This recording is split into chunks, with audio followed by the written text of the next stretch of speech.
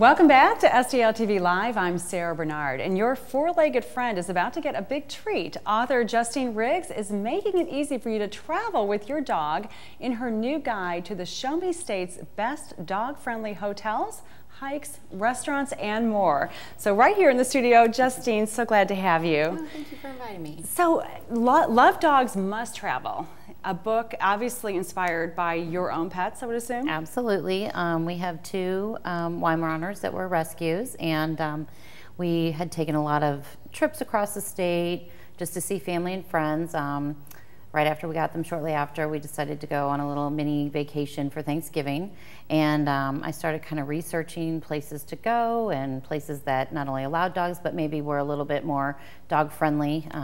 Sometimes they really hike the fees up if you bring dogs, and they're not always ideal for bringing your dog along. So I found it very challenging.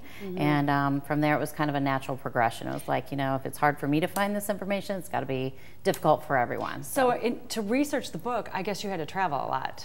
We did. We took dogs? Yes, and of course, you know, trying to squeeze it in to the schedule when you have a daughter in school, I'd kind of take, we did a lot of short trips, and kind of just picked a place and off we went. But we did a lot of research before getting in the car. You know, I always called the convention centers and tried to get information there, tried to talk to some of those people maybe that worked there that actually had dogs. A lot of times you find really good information from people that have dogs, and locals especially. And then of course online, and any information I could find. So you went throughout the state of Missouri. So entire state. St. Louis, you're here in St. Louis, live in St. Louis. Have you found that there's some great places right here? St. Louis, we are very fortunate because St. Louis is extremely dog friendly. We have a ton of outdoor eateries where they have patios, and they really welcome your dog. They'll bring you, you know, a lot of places will bring you treats. They'll put out water bowls. One of my favorite events is coming up very soon, June 22nd. Purina Pooch is in the ballpark. It's coming up at Busch Stadium, and everybody knows that Cardinals we have the best fans in baseball, and that includes our furry friends. So your ticket includes a pet parade on the field before the game. So you can get your little guy all dressed up in his Cards gear. So fans can bring their pets to the actual game? One day a year, absolutely. Really? And it's a different date every year, so it's a good idea, you know, to plan ahead and check it out. It's very popular. So if you're looking to go, it's June 22nd. So do you have to get a seat for your dog as well? You just pay for the ticket, but they do put you in a special section. Okay. So, you know, if your pet gets a little bored, he can play with his friends. Doesn't have to watch the whole game, but it includes soda, beer, a buffet. They're giving you, Purina's giving away pet bowl mats that day. I think there's a goodie bag, and then of course the parade, and you get to see the game. So what better way to spend the day with your dog in St. Louis? That's great. Right now, just a few weeks from now, actually, down at Busch Stadium. Yeah, coming up soon. Hotel, like traveling with your pet, what kinds of hotels work best with pets? Well, I will tell you one chain in particular, Drury. Every hotel that they have in Missouri is pet friendly. They don't charge a fee for your pet at all, which is almost unheard of. So that's a great resource for you and your pet.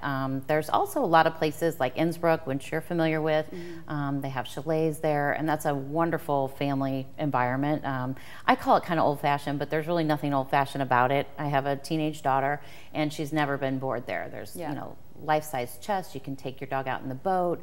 There's a summer concert series in a big field. You can go and enjoy that, take a blanket.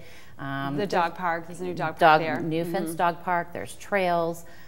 It's really endless things to do, and it's a really great place. You kind of feel like you're getting away, but it's really close and convenient. Innsbruck is just 1 hour from downtown St. Louis. It's really in the region. And it's beautiful, beautiful there. So that's one of my favorite too. And you know, there really are a lot of bed and breakfast, unique types of lodging that people may not think would accept pets. And what I do find a lot of the time is that sometimes they don't have a pet fee either. And I'm told, I was surprised that a lot of times people that bring their pets, they really don't have issues with them because they do care for their animals.